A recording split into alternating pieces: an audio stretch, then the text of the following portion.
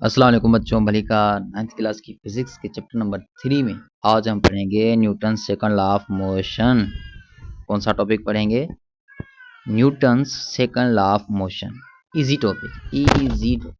जैसा कि हमें पता है, जो चीज़ मूव करती है एक जगह से दूसरी जगह जाती है तो उसके पास स्पीड होती है। वो स्पीड को हम वेलोसिटी भी कहते हैं। स्पीड और वेलोसिटी में से कितना फर्क है, कितना डायरेक्शन का। अच्छा, तो एक चीज़ जो मूव कर रही है उसकी वेलोसिटी है 30 मीटर पर सेकंड। कितनी वेलोसिटी? 30 मीटर पर सेकंड। अब वेलोसिटी चेंज हो गई, 30 से हो गई 35 मीटर पर सेकंड। तो हम कहेंगे उस चीज में पैदा हुई है एक्सेलरेशन। यानी एक कार जिसकी स्पीड है 30 मीटर पर सेकंड, तो कार की स्पीड या वेलोसिटी 30 से 35 मीटर पर सेकंड हो गई। तो कार में क्या पैदा हुआ? कार में पैदा हुई एक्सेलरेशन। यानी वेलोसिटी चेंज होती है तो एक्सेलरेशन पैदा होती है। पहले वेलोसिटी 30 थी, अब 30 से 35 हो गई, तो क्या पैदा हुई? एक्सेलरेशन। और ये वेलोसिटी चेंज तब होती है जब हम किसी चीज़ पर फोर्स लगाते हैं। यानी फोर्स के जरिए भी चीज़ों की वेलोसिटी को चेंज किया जा सकता है। फर्ज करें एक बॉल जो कि रेस्ट में पड़ा हुआ है, उस पर फोर्स लगाया तो बॉल आ जाएगा मोशन में। रेस्ट में था, अब क्या मोशन में आ गया। रेस्ट में था तो इसकी वेलोसिटी 0। ठीक है, ये बॉल ये रेस्ट में था, इसके ऊपर फोर्स लगाया तो ये बॉल आ गया मोशन में। अच्छा, जब ये रेस्ट में था तो इसकी वेलोसिटी 0 मीटर पर सेकंड। अब जब ये मोशन में आ गया है तो इसकी वेलोसिटी हो गई, फर्ज करें 5 मीटर पर सेकंड। कितनी वेलोसिटी होगी? 5 मीटर पर सेकंड। 0 से 5 यानी वेलोसिटी क्या होगी? चेंज। पहले 0 थी, अब चेंज होके 5 हो गई। तो इस बॉल में कौन सी चीज पैदा हुई? एक्सेलरेशन। बस न्यूटन का सेकंड लॉ कंप्लीट। यही कहता है न्यूटन का सेकंड लॉ कि जिस चीज पर आप फोर्स लगाएंगे तो उसमें एक्सेलरेशन पैदा होगी। क्या कहता है न्यूटन का सेकंड लॉ? न्यूटन का सेकंड लॉ कहता है कि जिस चीज पर आप फोर्स लगाएंगे तो उस चीज में एक्सेलरेशन पैदा होगी। नंबर 2, फोर्स ज्यादा होगा तो एक्सेलरेशन ज्यादा, फोर्स कम होगा तो एक्सेलरेशन भी कम होगी। एक चीज को बढ़ाएं तो दूसरी बढ़ रही है। फोर्स बढ़ा रहे हैं, एक्सेलरेशन बढ़ रही है।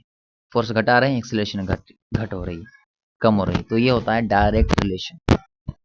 तो ये जो एक्सेलरेशन होगी ये फोर्स के साथ डायरेक्टली प्रोपोर्शनल होगी।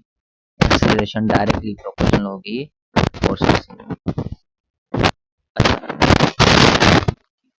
इस चीज का मास ज्यादा होगा ना, उसमें एक्सेलरेशन कम होगी। यानी दो चीजें हैं, एक ये वाली चीज और एक ये वाली चीज। ये पहली चीज का मास कम है, दूसरी का ज्यादा है। अगर दोनों पे, इस पे भी मैं 10 न्यूटन का फोर्स लगाऊं और उस पे भी मैं 10 न्यूटन का फोर्स लगाऊं, तो इसमें एक्सेलरेशन ज्यादा होगी और इसमें एक्सेलरेशन कम पैदा होगी। रीजन, मास ज्यादा। जिस चीज का मास ज्यादा होगा उसमें एक्सेलरेशन कम होगा, मास ज्यादा एक्सेलरेशन कम। मास कम तो एक्सेलरेशन ज्यादा। कौन सा रिलेशन हो गया? ये हो गया इनवर्स रिलेशन।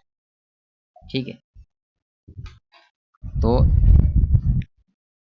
फोर्स ज्यादा तो एक्सेलरेशन ज्यादा, यानी फोर्स और एक्सेलरेशन डायरेक्टली प्रोपोर्शनल। लेकिन एक्सेलरेशन, मास ज्यादा तो एक्सेलरेशन कम, और मास कम तो एक्सेलरेशन ज्यादा। ये हो गया इनवर्स रिलेशन। तो इनवर्स को हम ऐसे लिखते हैं।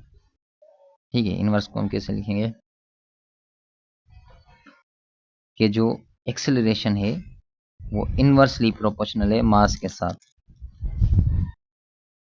और जो एक्सेलरेशन है वो डायरेक्टली प्रोपोर्शनल है फोर्स के साथ।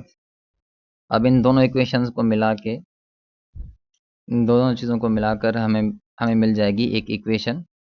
जैसे हम कहते हैं F is equal to M A. कौन सी equation? F is equal to M A. तो जो न्यूटन का सेकंड लॉ है वो कहता है कि हम जिस चीज़ पर फोर्स लगाएंगे तो उस चीज़ में एक्सेलरेशन पैदा होगी, और वो एक्सेलरेशन डायरेक्टली प्रोपोर्शनल होगी फोर्स के साथ। यानी फोर्स बढ़ाएंगे, एक्सेलरेशन बढ़ेगी, और वो एक्सेलरेशन इनवर्सली प्रोपोर्शनल होगी मास के साथ। मास ज़्यादा तो मास ज़्यादा तो एक्सेलरेशन कम, और मास कम तो एक्सेलरेशन ज़्यादा। अब न्यूटन के सेकंड लॉ को मैथमेटिकली हम कहते हैं F is equal to M A. तो अगर कहीं पर लिखा हुआ है कि नीचे कौन सी इक्वेशन न्यूटन के सेकंड लॉ को शो करती है, तो आप कहेंगे F is equal to M a. अच्छा, यहाँ पर एफ के is equal to M a है।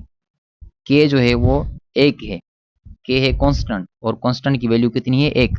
तो एक हम लिखें या ना लिखें कोई फर्क नहीं पड़ता, तो ये हो जाएगा F is equal to M a. I hope video आपको समझ में आई होगी, और अच्छी लगे तो लाइक और चैनल को सब्सक्राइब। मिलते हैं नेक्स्ट वीडियो में। खुदा हाफिज़।